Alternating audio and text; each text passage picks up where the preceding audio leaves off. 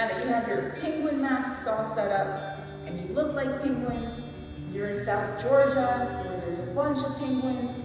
South Georgia, by the way, is right next to Antarctica, so it's far, far south. And so we're going to be doing a couple of animal yoga poses, nature poses, everything in between. So to get started, just to say, there's a lot of modifications for every single pose. You do what feels comfortable to you, okay? So in saying that, we're going to start with mountain pose, which everybody thinks is like a super easy pose, and they're like, whatever, I'm just standing here, that's whatever, it's not cool at all. But mountain pose, you really have to ground yourself. So to get started, you're going to put your hands side by side next to you, and you're going to roll your shoulders back. You're going to look at your feet, and this is where the concentration starts. You have to look at your feet and lift your toes up. What you're going to do is slowly try to bring one toe down at a time. And while you're doing that, you want to spread them out as far as possible. So once you do that, you're grounded. And that grounding is really important in regards to mountain pose.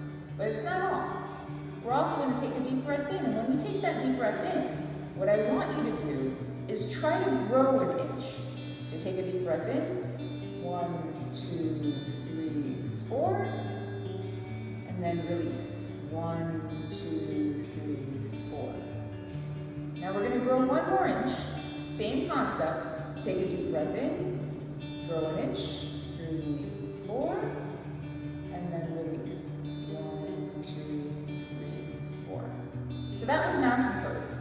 Now, I know in South Georgia, they have penguins. Penguins can't fly. But can anybody guess what the most iconic bird is in the United States? If you guess the eagle, you are correct.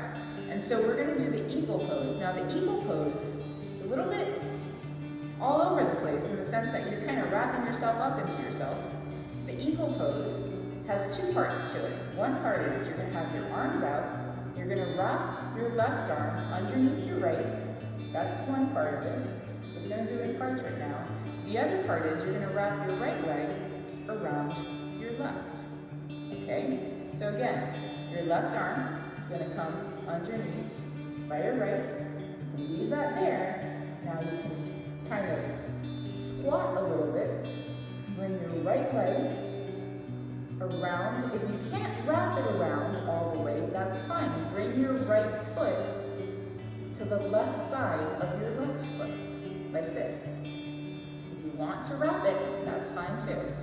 So the idea is to try to balance while you're in this pose. This is eagle pose. To come out of it, unwrap your right leg, unwrap your arms. What you do to one side, you have to do the other. So, in saying that, your arms are out. You're going to bring your right arm underneath your left. Then you're going to bring your left leg around and wrap it around your leg. Again, if you lose your balance, that's fine. You can bring it down next to your right. If not, you can hold it there. You're going to hold that pose, again, as long as you can. Awesome. So that right there is eagle pose. So now we're going to get onto some poses that are on the mat.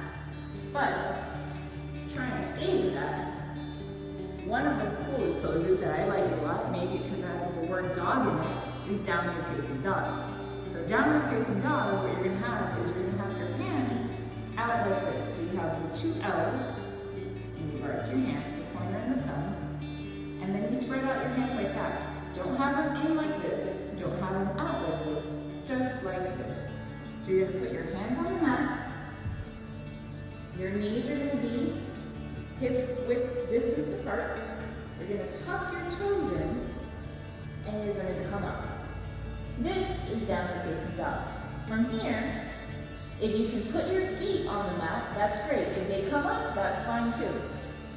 What I want you to do is walk your knees, walk your feet, walk your legs, just move them around. Then from there, I want you to roll your hips. Roll your hips, left and right. Move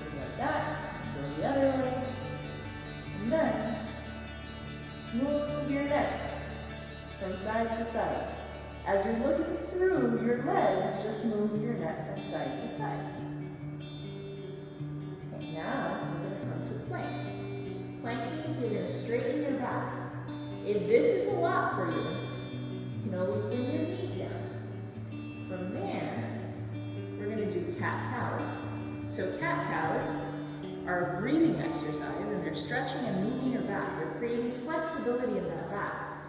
And cats and cows, well, they kind of look a little different. Cats are a lot more flexible. Cows look a little bit more stiff. So a cow move is this way. You're breathing in when you do that. A cat move is you're arching your back, actually moving your back down and breathing out. So you're exhaling. So when you're breathing in, inhaling for cow, breathing out, exhaling for cat. Breathing in, arching your back for cow, breathing out, exhaling for cat. Okay, do one more. Breathe in. Breathe out.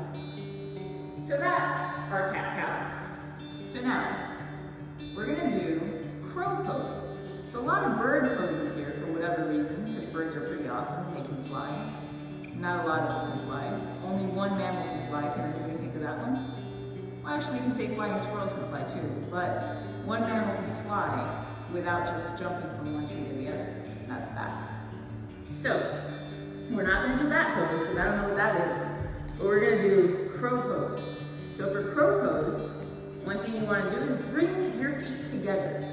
That's kind of important, and you're going to, same thing, have your hands like this and put them in front of you. So from there, you're going to bring your butt up, bring your knees onto your arms, your forearms, and you're going to move into your body.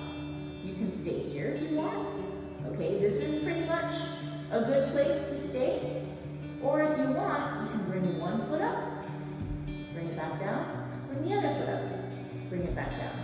Bring one foot up and down, the other foot up and down. And that is crow pose. And if you want to stay here, this is fine too. You can even stretch out your legs a little bit further, your knees a little bit further, and keep your feet up. And that will work too. So that's crow pose. Now we're going to do another bird pose called pigeon pose. And for pigeon pose, you got to go back into downward facing dog. So if you remember, downward facing dog, you had one hand, the other hand, straight ahead. Bring your butt up, your feet down if you can. From there, you're going to lift your right leg up. From the right leg up, you're going to bend your right leg. You're going to bring your knee to your right elbow and your right foot to your left hand. So you're going to shimmy your left foot back. You're going to rest right here. And this is pigeon pose. If you want to go a little bit further in the stretch, you can bring your elbows down. Now if it hurts, don't go further. But if you feel good about it, you can go further. So from the elbows, if you want to, you can bring your head down. Either way, all of it is pigeon pose. So to get out of this pose, what we're going to do is we're going to kick back our right leg and go back into downward facing dog. So to do that, you tuck your left foot in, you bring your right foot back, and you bring it down. And remember, what we do to the right side, we have to do to the left. So we're going to bring the left leg up, bend the left knee, bring the left knee to the left elbow, and your left foot as close to the right hand as possible. From there, you shimmy your right leg up, and this is pigeon pose. You want to bring your elbows down, you can. And you want to bring your head down, you can for pigeon pose. No matter which way you are, it's still pigeon pose. So to come back out of this one, same concept. We're going to tuck our right foot underneath her, tuck our right toe, sorry, underneath her right foot, pick it up, bring bring down the left foot, and you can walk your hands up or down to your feet. So that's what that was, pigeon pose. All right, so another pose we're gonna do, which I really like, because it's a fun pose, and people are animals too, is happy baby. So happy baby is getting on your back.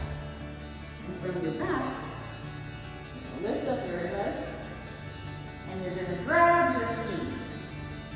And this one, people think it's silly, but it massages your back and you're gonna go from side to side. And it stretches out your thighs. So this one is awesome. I can do this all day, but I won't. We'll get into the next one. But still, this one's a lot of fun.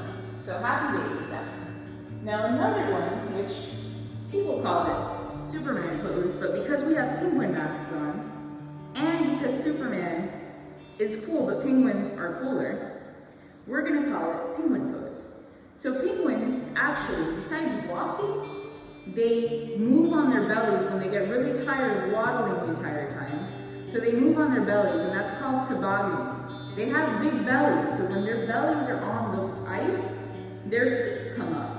And so do their flippers, and they actually use their flippers to move, as well as their feet a little bit to move. But we're gonna do the penguin pose. So what that requires is us getting on our bellies. So we're on our bellies. You can have your arms in front of you, or to the side, or we can call them flippers as well. So we have our flippers to our sides or in front. What you're gonna do on 3 is you're gonna lift up your whole body. Okay, so what does that look like? We're gonna do it right now. 1, 2, 3. Lift up. So feet are off the ground, legs are off the ground, arms are off the ground, and I'm looking forward. That's penguin pose. So let's hold it for another 3 seconds. 1, 2, 3, and down. Now you can bring your knees up. You can windshield wiper your knees back and forth. So we're going to do one more penguin pose. Okay, on 3, we're going to do it. Once I fix my penguin mask. Okay, ready? 1, 2, 3, and up. 1, 2, 3, 4, and back down. So that was a good penguin pose. That's a good back stretch. We're not really moving back and forth, but penguins actually do that. So, last pose of the day, we're going to put our feet together. And you can bring your feet out as much as you want to get your knees closer to the ground, or you can bring them together as well. From here, try to straighten your back, and after you straighten your back,